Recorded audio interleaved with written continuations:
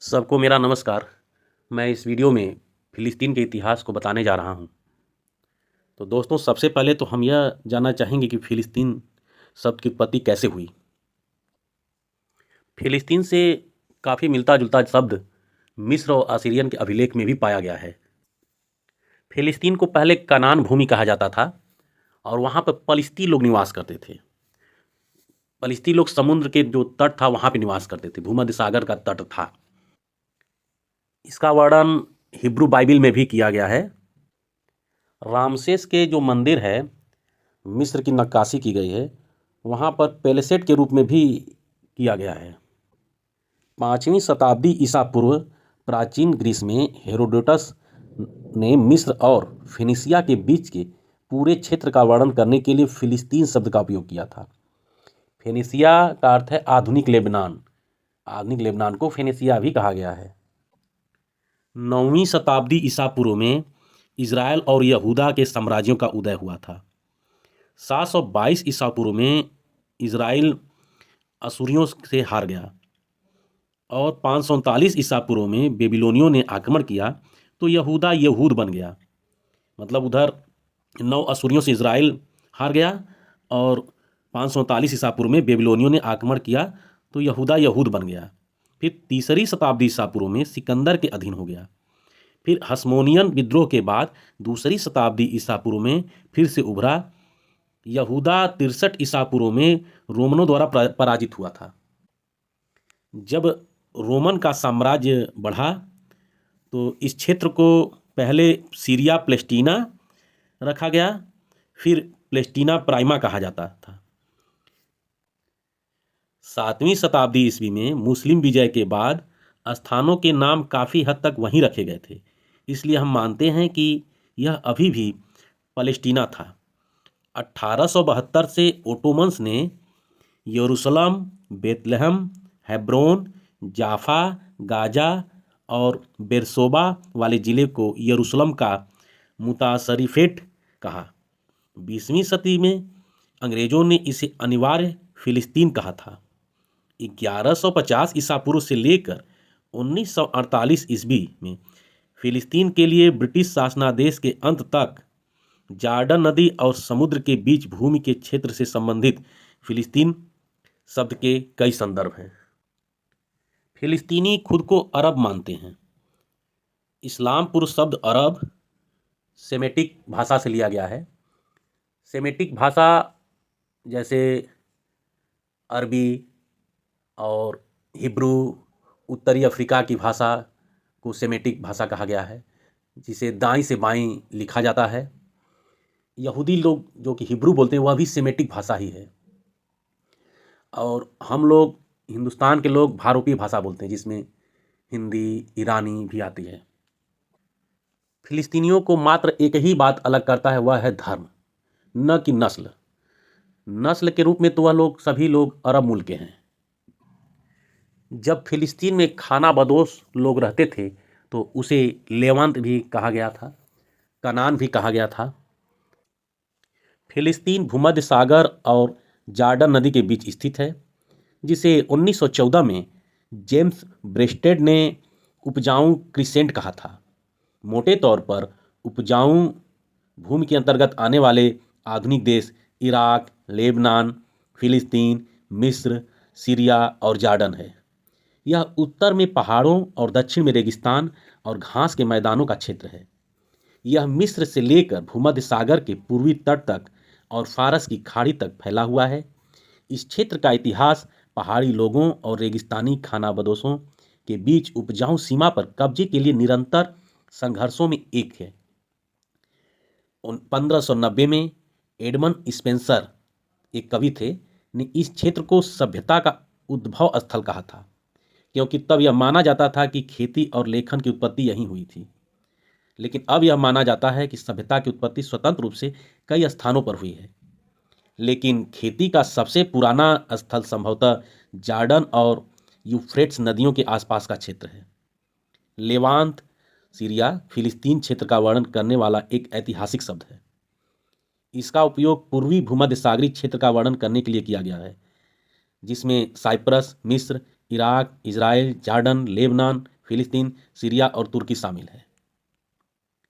फिलिस्तीन Europe, Asia और Africa महाद्वीपों के बीच एक भूमिपूल बनाता है।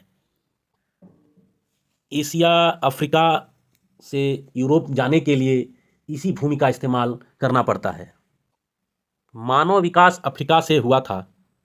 आज से 2 लाख वर्ष पहले होमोसेपियंस अफ्रीका में विकसित हुए और 60,000 साल पहले इसी भूमि पुल, जिसे फिलिस्तीन कहते हैं, के माध्यम से चले गए। न केवल यह एक भूमि पुल है, बल्कि मानव कृषि गतिविधियों की कई संस्थापक फसलें और जानवर भी यहीं विकसित हुए हैं।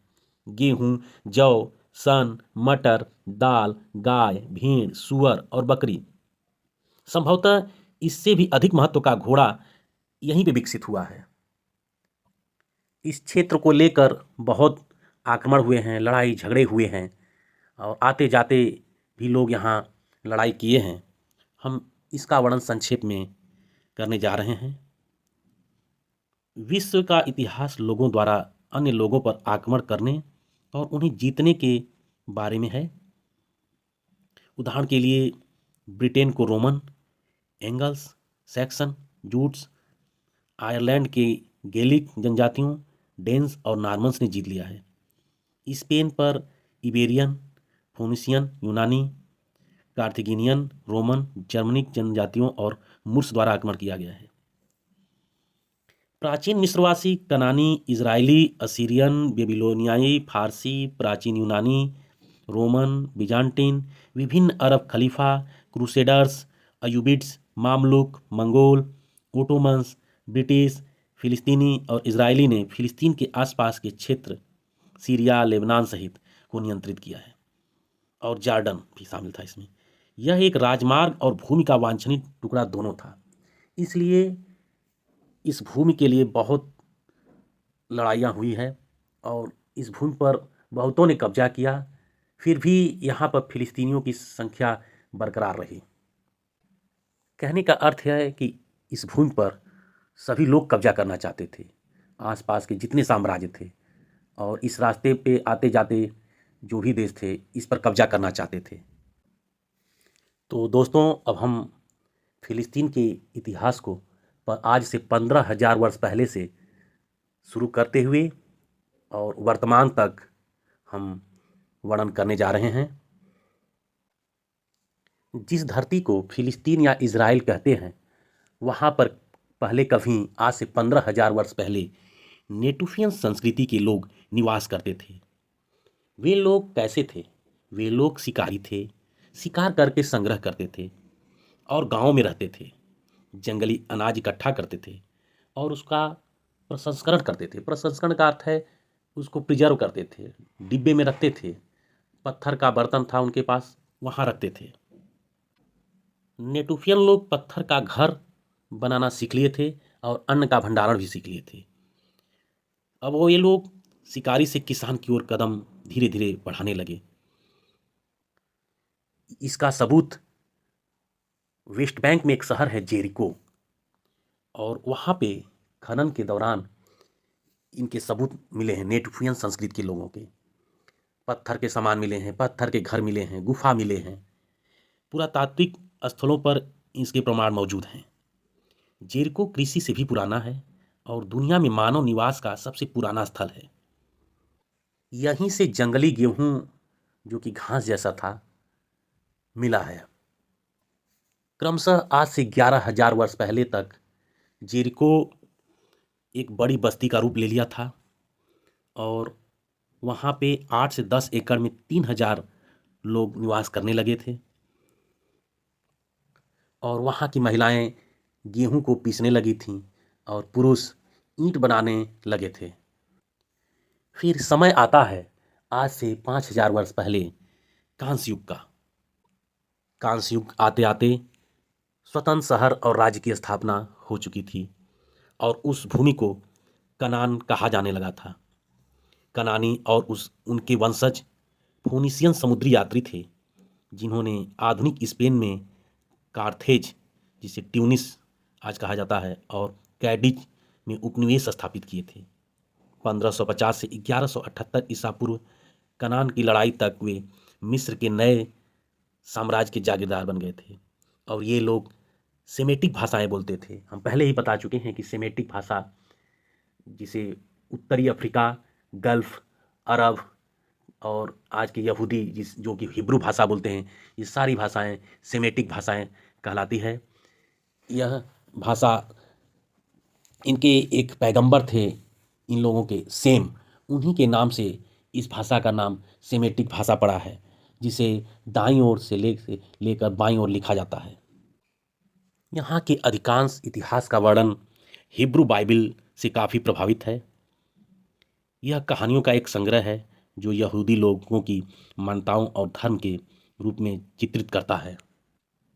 समय आता है आज से 4000 वर्ष पहले का। दूसरी सहस्त्राब्दी ईसा पूर्व में किसी समय इब्राहिम नाम के एक व्यक्ति, जो कि मेसोपोटामिया के उर नामक शहर में पैदा होते हैं। परमेश्वर ने उनसे उनके बेटे इसहाक और पोते जैकब से वादा किया कि वे अपने और अपने वंशजों के लिए कनान की भूमि, जिसे वादा की गई भूमि कहते हैं, प्राप्त कर सकते हैं। इब्राहिम ने फलिस्तीनियों की भूमि में बसने तक यात्रा की और रेगिस्तान में भटकते रहे। 175 वर्ष की आयु में उनकी मृत्यु हो गई। जब उनकी पत्नी सारा ने इसहाक को जन्म दिया तब उनकी उम्र 90 वर्ष से अधिक थी। इसहाक के पुत्र याकूब ने अपना नाम बदलकर इज़राइल रख लिया, जो इज़राइलियों का पिता थे, और उसके 12 पुत्रों ने इज़राइल के 12 गोत्रों की स्थापना की। इज़राइल के बच्चों को व्यवस्थित, जो कि पुस्तक में भगवान के चुने हुए लोगों के रूप में नामित किया गया था। तो संक्षेप में हम इब्राहिम के बारे में बताने जा रहे हैं। इब्राहिम मेसोपोटामिया के उर में पैदा तो हुए थे, लेकिन वे अपने परिवार समेत हेब्रोन चले जाते हैं। हेब्रोन आज के वेस्ट बैंक का एक शहर है, जो कि यरूशलेम से 30 किलोमीटर दक्षिण में है। वहीं पर इब्राहिम साहब चले गए। उनकी 2 पत्नी थी, सारा और हजर। सारा के एक पुत्र हुए जिनका नाम था इसहाक, और हजर के एक पुत्र हुए जिनका नाम था इस्माइल। इब्राहिम साहब हजर और इस्माइल को लेकर मक्का चले गए और वहीं छोड़कर चले आए वापस। मक्का इसलिए लेकर चले गए कि वे ईश्वर से वादा किए थे, और यहीं इस्माइल का वंशज आगे चलकर मोहम्मद साहब जब पैदा होते हैं तो इस्लाम धर्म बनता है। हम यहाँ फिलिस्तीन का इतिहास का वर्णन कर रहे हैं, इसलिए हम इस्माइल को संक्षेप में बता दिए हैं। और यहाँ पे फिलिस्तीन में सारा के लड़के जो इसहाक थे, इन्हीं का वंशज आगे चलता है, जिससे यहूदी और ईसाई का जन्म होता है। कहने का अर्थ यह है कि यहूदी, ईसाई और मुस्लिम तीनों एक ही पिता के धर्म हैं, जिसे इब्राहिमी धर्म भी कहा जाता है।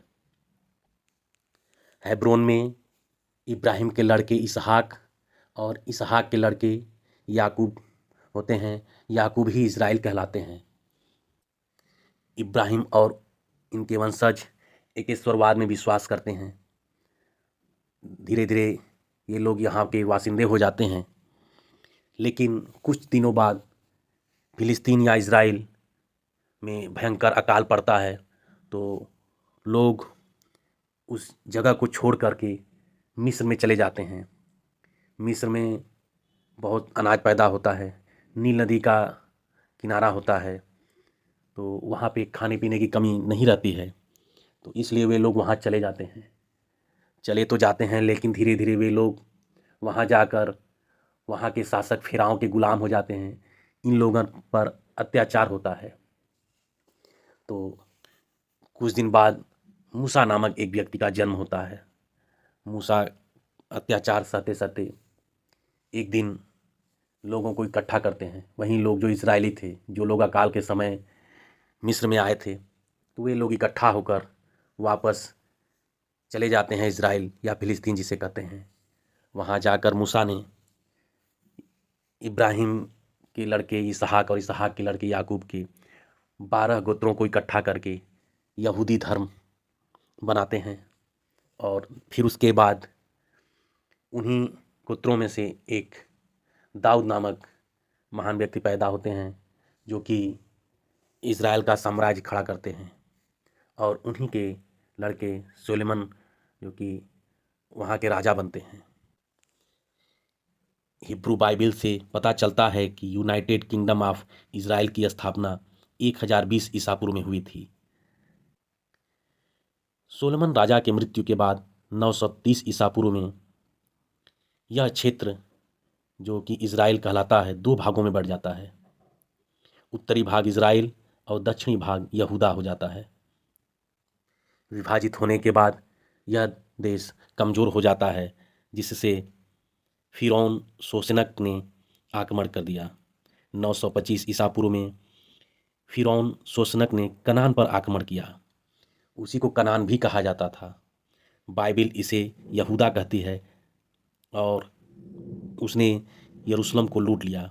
फिरौन ने मिस्र में, राहतों में इज़राइल नामक राज्य में कब्जा किए गए शहरों का उल्लेख है, लेकिन यरूशलेम का उल्लेख नहीं है।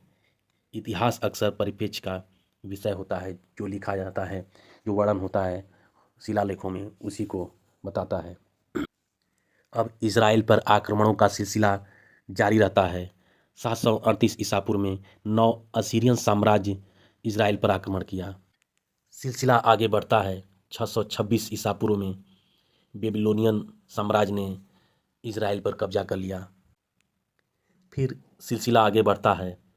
550 ईसा पूर्व में अचमेनिद साम्राज्य इज़राइल पर आक्रमण किए और वहाँ पर जो बेबीलोनियन साम्राज्य था उसे समाप्त करके यहूदी नेताओं को यहूदिया वापस कर दिया। इस तरह से देखा जाए तो अचमेनिद साम्राज्य यहूदियों के लिए बहुत अच्छे साबित हुए थे। 330 ईसा पूर्व में सिकंदर महान ने भी वहाँ हाथ आजमा लिया। फिर उसके बाद 312 ईसा पूर्व में सेल्यूसिड साम्राज्य वहाँ बना। सिलसिला इसी तरह से आगे बढ़ता है। 63 ईसा पूर्व में रोमन गणराज्य ने यहूदियों पर विजय प्राप्त कर लिया। रोमनों ने इस धरती को जुडाया प्रांत भी बोलने लगे। रोमनों ने इतना लूट मचाया, युद्ध किया कि यहूदियों को इज़राइल में अल्पसंख्यक बना दिया। रोमनों ने यहूदियों के मंदिर को लूट लिया और तोड़ भी दिया। 70 ईस्वी में सम्राट टाइटस की सेना ने यरूशलेम में दूसरे मंदिर को लूट लिया। फिलिस्तीन या इज़राइल पर बार बार आक्रमण होने के कारण यहूदी पूरे दुनिया में फैल चुके थे। वे अपने देश को छोड़कर दूसरे देश में जा चुके थे। अब तक फिलिस्तीन या इज़राइल ईसाई धर्म का केंद्र बन चुका था और वहाँ पे अधिकांश लोग ईसाई बनने लगे थे। इसलिए 306 ईस्वी के आसपास रोमन नागरिक और सम्राट कॉन्स्टेंटाइन के लोगों के बीच में युद्ध हो गया।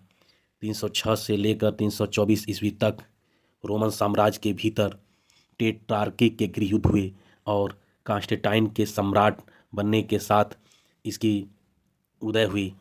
उन्होंने साम्राज्य का ईसाईकरण शुरू किया और उनकी माँ सेंट हेलेना ने यरूशलेम में चर्चों और मंदिरों का निर्माण शुरू किया। फिलिस्तीन ईसाई धर्म का केंद्र बन गया और उसने भिक्षुओं और विद्वानों को आकर्षित किया। कॉन्स्टेंटाइन ने रोमन साम्राज्य को विजांटियम की एक नई राजधानी कॉन्स्टेंटिनोपल, अब इस्तांबुल कहलाता है, में एकजुट किया। उन्होंने ईसाई धर्म को क्षेत्र का धर्म घोषित किया। 5वीं शताब्दी ईस्वी तक फिलिस्तीन की जनसंख्या 2500 से कम थी, जहां बहुसंख्यक ईसाई थे। फिलिस्तीन के धरती का सिलसिला आगे ऐसे ही बढ़ता जाता है। तो मोहम्मद साहब का जन्म लगभग 570 ईस्वी में सऊदी अरब के हिजाज क्षेत्र के अरब शहर मक्का में हुआ था। वह इस्लाम धर्म में केंद्रीय व्यक्ति हैं। उनके अनुयायी उन्हें आदम, अब्राहम, मूसा और यूसुफ के एकेश्वरवादी विश्वास के अंतिम पैगंबर मानते हैं। उन्होंने मुस्लिम आस्था के तहत अरब को एकजुट किया। इस्लाम के उदय होने तक फिलिस्तीन में अंतिम फारसी साम्राज्य था, जिसे सासेनियन साम्राज्य कहते हैं। सासेनियन साम्राज्य ने फिलिस्तीन पर 614 ईस्वी में कब्जा किया था। यह साम्राज्य जो सासेनियन साम्राज्य था, यह रोमन साम्राज्य का विरोधी था। रोमन के बिजान्टियन साम्राज्य उसे कहते हैं जो पूर्वी क्षेत्र में था, उनका साम्राज्य, जिसको हम कह सकते हैं तुर्की के आसपास के क्षेत्र को बिजान्टियन कहा जाता है। बिजान्टियनों की राजधानी कॉन्स्टेंटिनोपल थी, जिसे इस्तांबुल भी कहा जाता है। 628 ईस्वी में बिजान्टियन ने फिलिस्तीन पर पुनः कब्जा कर लिया। बिजान्टियन ने ईसाई धर्म को राज्य धर्म बनाया था। ये लोग बहुत कट्टर ईसाई थे। ये लोग अन्य धर्म पर प्रतिबंध लगा दिए थे। इधर मोहम्मद साहब के मरने के बाद इस्लामी सत्ता खलीफाओं के हाथ में चली गई। पहला रशीदुल खलीफा था और 634 ईस्वी में इसने फिलिस्तीन पर कब्जा कर लिया। 661 ईस्वी में मुआविया को यरूशलेम में इस्लामी दुनिया के खलीफा का ताज पहनाया गया। अबू बकर मोहम्मद के साथियों में सबसे बुजुर्ग थे और वे सबसे पहले खलीफा थे। रशीदुल खलीफा उस समय का सबसे बड़ा साम्राज्य बन गया। अपने चरम पर इसमें अरब प्रायद्वीप, लेवांत का अर्थ है जिसे फिलिस्तीन भी कहते हैं, काकेशस, उत्तरी अफ्रीका, मिस्र, ट्यूनीसिया, ईरान और मध्य एशिया तक शामिल था रशीदुल खलीफा का साम्राज्य। इनका आधिकारिक धर्म इस्लाम था, लेकिन गैर मुस्लिम एकस्वरवादी विश्वासों की भी अनुमति थी। फिलिस्तीन को दो प्रांतों में विभाजित किया गया, अय्या और रामिया। फिलिस्तीन का सिलसिला आगे बढ़ता है। 662 ईस्वी में उम्मयद खलीफा का समय आता है। दमिश्क के उम्मयद खलीफा ने 662 से 750 ईस्वी तक रशीदुल पर कब्जा कर लिया। डोम ऑफ द रॉक 691 ईस्वी में बनकर तैयार हुआ था फिलिस्तीन में, और यह इस्लामी वास्तुकला का दुनिया का पहला महान कार्य था। यह वह स्थान था जहां से मोहम्मद के स्वर्ग जाने के बारे में कहा गया था।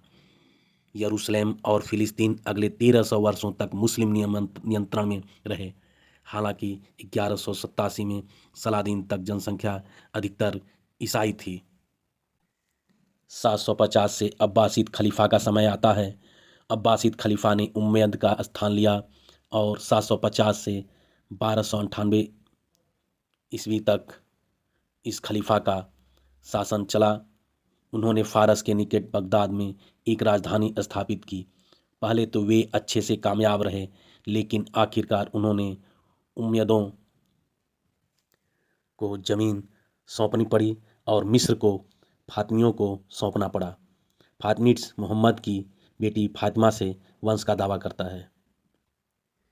जब फिलिस्तीन में मुस्लिमों की संख्या बढ़ने लगती है तो वहाँ के ईसाई धर्म युद्ध करने लगते हैं। कई बार धर्म युद्ध होता है आपस में ईसाई और मुस्लिमों का। फिलिस्तीन का सिलसिला आगे बढ़ता है और इधर 1206 ईस्वी में मंगोल में चंगेज खान को मंगोलिया का शासक घोषित किया जाता है। 1251 में चंगेज खान के पोते मोंगके खान ने साम्राज्य का विस्तार किया और फिलिस्तीन पर भी आक्रमण किया। समय आता है मामलुक सल्तनत का। मामलुक सल्तनत ने फिलिस्तीन पर इस्लामी नियंत्रण तब तक जारी रखा जब तक कि उन्हें 1516 में ओटोमन्स द्वारा उखाड़ नहीं फेंका गया। मामलुक लोग 1215 ईस्वी से लेकर 1517 ईस्वी तक फिलिस्तीन पर पैर जमाए हुए थे।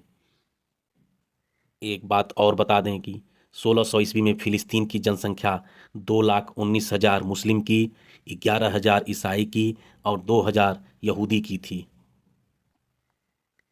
1516 ने फिलिस्तीन पर ओटोमन साम्राज्य ने कब्जा कर लिया। ओटोमन्स भी तुर्की मुस्लिम थे। तुर्कों का साम्राज्य ही ओटोमन कहलाता था। 16वीं और 17वीं शताब्दी के दौरान फिलिस्तीन पर ओटोमन की ओर से स्थानीय राजवंशों के गठबंधन द्वारा शासन किया गया था। 18वीं शताब्दी में कबीले ने अल्जीरिया से स्वायत्त रूप से शासन करना शुरू कर दिया। 1775 में ओटोमन्स ने जायदानी कबीले को हरा दिया और 1830 में मोहम्मद अली के मिस्र से आक्रमण करने तक शासन किया। सिलसिला आगे बढ़ता रहता है। 1798 में फ्रांसीसियों ने मिस्र और सीरिया में अभियान चलाया। नेपोलियन ने ओटोमन्स से मिस्र पर कब्जा कर लिया, लेकिन ओटोमन्स ने उसके खिलाफ एक और सेना खड़ी कर दी।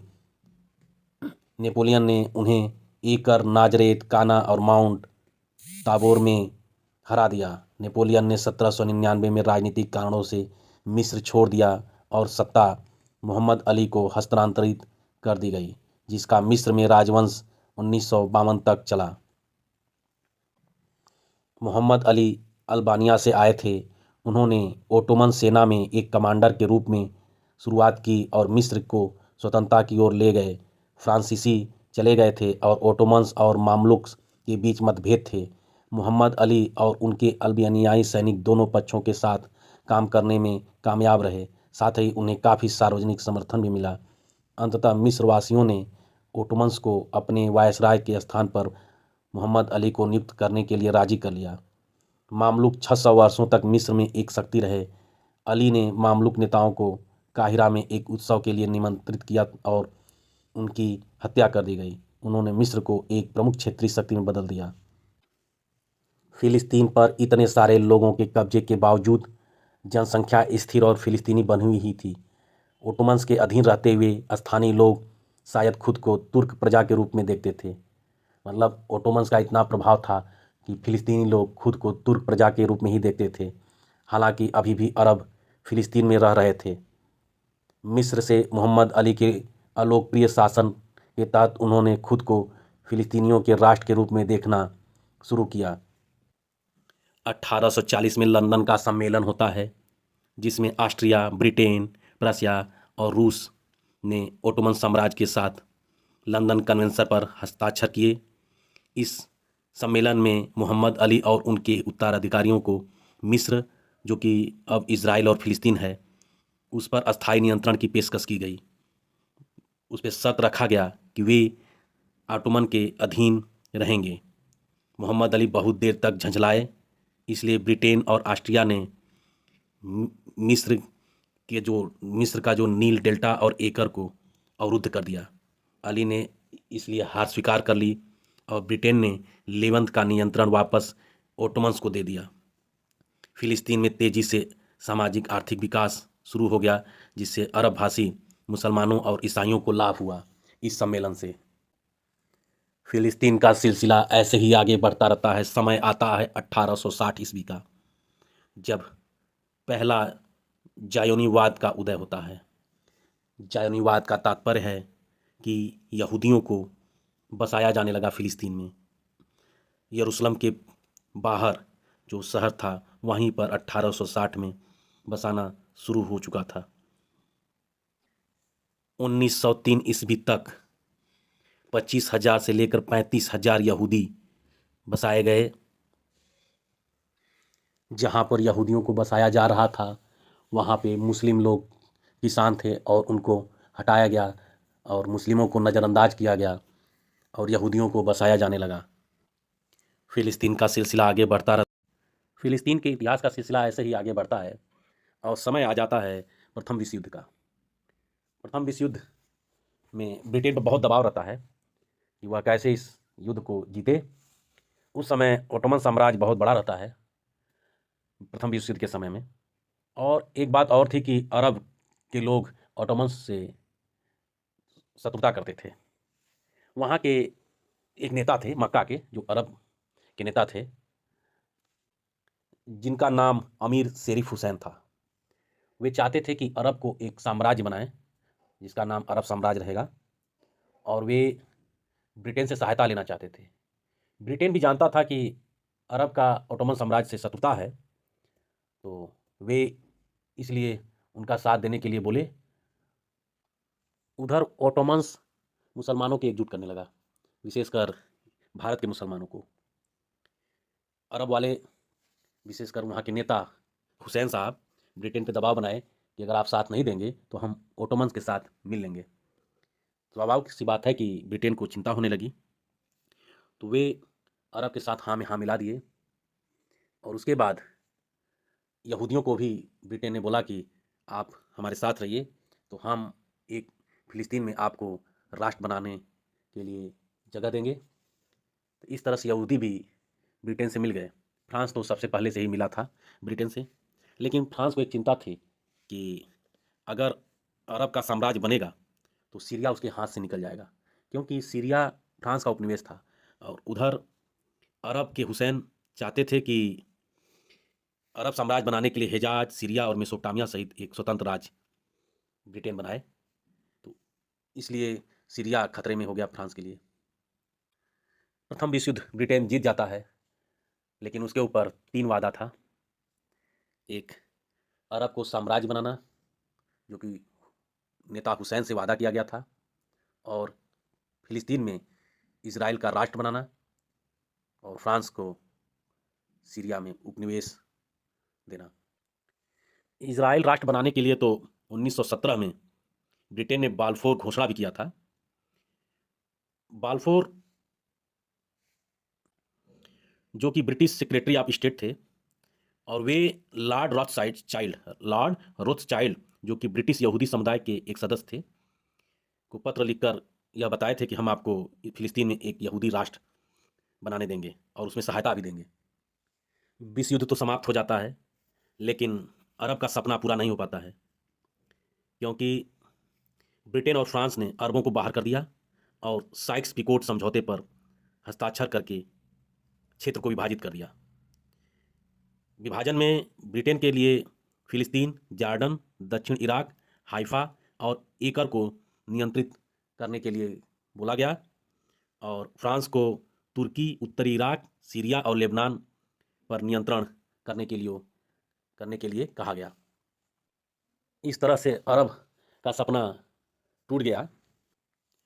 1923 में साइक्स पिकोट समझौता के तहत ब्रिटेन और फ्रांस ने मध्य पूर्व को आपस में बांट लिया। उसी समय बाल्फोर सुझाव दे रहे थे कि ब्रिटेन फ़िलिस्तीन में एक जायोनी राज्य को बढ़ावा देने के पक्षधर थे। फ़िलिस्तीन में यहूदियों की संख्या बढ़ती जाती है। 1920 में राष्ट्रसंघ की एक रिपोर्ट में बताया गया कि फ़िलिस्तीन की जनसंख्या लगभग 7 लाख थी, जिसमें 80% मुसलमान थे, लगभग 77,000 ईसाई थे और अरबी बोलते थे। यहूदियों की संख्या 76,000 थी, जो लगभग सभी पिछले 40 वर्षों के दौरान फ़िलिस्तीन में प्रवेश कर चुके थे। फ़िलिस्तीन में यहूदियों की संख्या बढ़ती गई धीरे धीरे, उनको वहाँ पे जगह दिया जाने लगा, जिससे फ़िलिस्तीन के मुसलमानों में असंतोष फैल गया। फ़िलिस्तीन के प्रति ब्रिटेन की मंशा स्पष्ट नहीं थी, क्योंकि जायोनीवादियों का मानना था कि 1917 के बालाफोर पत्र ने उन्हें फ़िलिस्तीन में यहूदी मातृभूमि का अधिकार दिया, जबकि यहूदी आबादी उस समय कुल का केवल 10% थी। अरबों का संदेह बढ़ता जा रहा था और 1929 में प्रदर्शनों की एक श्रृंखला फ़िलिस्तीन दंगों में बदल गई। फ़िलिस्तीन दंगों का मुख्य कारण था यहूदियों का प्रवासन। फ़िलिस्तीन मुस्लिमों के ज़मीन को सस्ते में दर में खरीद कर यहूदियों को दिया जाने लगा, जिससे फ़िलिस्तीन के मुसलमानों में डर ये लगने लगा कि यहूदी बढ़ने लग जाएंगे। इस तरह से 1936 से लेकर 1939 के बीच में अरब भी विद्रोह करने लगा। अरब विद्रोह एक मुस्लिम कार्यकर्ता थे अल कसम की हत्या के बाद हुई। अरब विद्रोह में अरब के लोगों का बहुत नुकसान हुआ। लगभग 3,832 अरबों को अंग्रेजों ने मार डाला। यहूदियों की मृत्यु की संख्या 90 थी। 1937 में लॉर्ड विलियम पील के नेतृत्व में ब्रिटिश फ़िलिस्तीन रॉयल कमीशन ने निष्कर्ष निकाला कि यहूदियों और फ़िलिस्तीन के मुसलमानों के बीच सामंजस्यपूर्ण समाधान संभव नहीं हो पाएगा, इसलिए 2 राज्य का समाधान किया गया। 2 राज्य के समाधान में 2,25,000 अरबों को उनके पैतृक घरों से जबरन हटाना पड़ा। इन विद्रोहों के सिलसिला के कारण 1947-48 में फ़िलिस्तीन में गृहयुद्ध हो गया। इधर आपस में विद्रोह तो हो ही रहे थे, इसी बीच द्वितीय विश्व युद्ध भी प्रारंभ हो गया। द्वितीय विश्व युद्ध में यहूदी ब्रिटेन के साथ थे, इसलिए जर्मनी के हिटलर ने 60 लाख यहूदियों को गैस चैम्बर में मरवा दिया। विश्व युद्ध के बाद फ़िलिस्तीन में मुस्लिमों की जनसंख्या 19,70,000 थी, यहूदियों की 6,30,000 और ईसाई की 1,43,000 थी। इधर विश्व युद्ध समाप्त हो जाता है। द्वितीय विश्व युद्ध के समाप्त होने के बाद ब्रिटिश जनादेश 1948 में समाप्त हो गया और संयुक्त राष्ट्र ने प्रस्ताव 181 प्रस्तावित किया।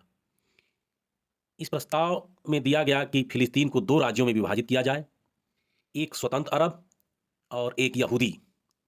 यहूदी आबादी कुल का केवल 33% होने के बावजूद सर्वोत्तम उपजाऊ तटीय भूमि क्षेत्र के 56% को कवर करेगा। यरूशलेम एक अलग विशेष क्षेत्र था। यहूदियों ने प्रस्ताव 181 को स्वीकार नहीं किया और 14 मई 1948 को इजरायली स्वतंत्रता की घोषणा का प्रस्ताव रखा। इसे संयुक्त राज्य अमेरिका और यूएसएसआर द्वारा तेजी से मान्यता दी गई। 1948 से 1949 के बीच अरब और इजराइल में युद्ध हो गया। बहुत से फिलिस्तीन के मुस्लिम मारे गए। 7 लाख फिलिस्तीनी अरब भाग गए। उन्हें निष्कासित कर दिया गया और उन्हें वापस लौटने की अनुमति नहीं दी गई। 1949 तक इजराइल के पास फिलिस्तीन की 78% भूमि थी। उस समय 2 लाख शरणार्थी थे और 88,000 निवासी थे गाजा में, और गाजा पट्टी के शिविरों में सबको रख दिया गया। 1967 के युद्ध में इजराइल तो विजेता बना ही, लेकिन गाजा पट्टी में शरणार्थियों की संख्या 2 लाख हो चुकी थी और साथ ही वहाँ के मूल जो निवासी थे 88,000, वह भी गाजा पट्टी में थे। और 1967 के युद्ध के बाद हर दशक में हर साल औसतन 21,000 फिलिस्तीनियों को इजराइल नियंत्रित क्षेत्रों से बाहर निकलना पड़ा। 1950 में इजराइल ने एक नियम भी बनाया था कि दुनिया भर के यहूदी इजराइल में आकर रहें। इस तरह से दुनिया भर के यहूदी इजराइल में आने लगे। 1964 में फिलिस्तीन मुक्ति संगठन बनाया गया, जिसे PLO भी कहते हैं। इसके नेता यासिर अराफात थे। लेबनान भी फिलिस्तीन का सहायता करते थे, इसलिए 1982 में इजराइल ने लेबनान का पर भी आक्रमण कर दिया। 1987 में हमास का निर्माण भी हुआ। इस तरह से फिलिस्तीन और इजराइल में युद्ध होते रहते थे और 1988 में फिलिस्तीन के PLO ने स्वतंत्र राज्य की घोषणा भी कर दी फिलिस्तीन को। इस तरह से इजराइल और फिलिस्तीन के बीच युद्ध हमेशा जारी रहता है, जो कि विश्व में चर्चित है। और यही इतिहास फिलिस्तीन का है।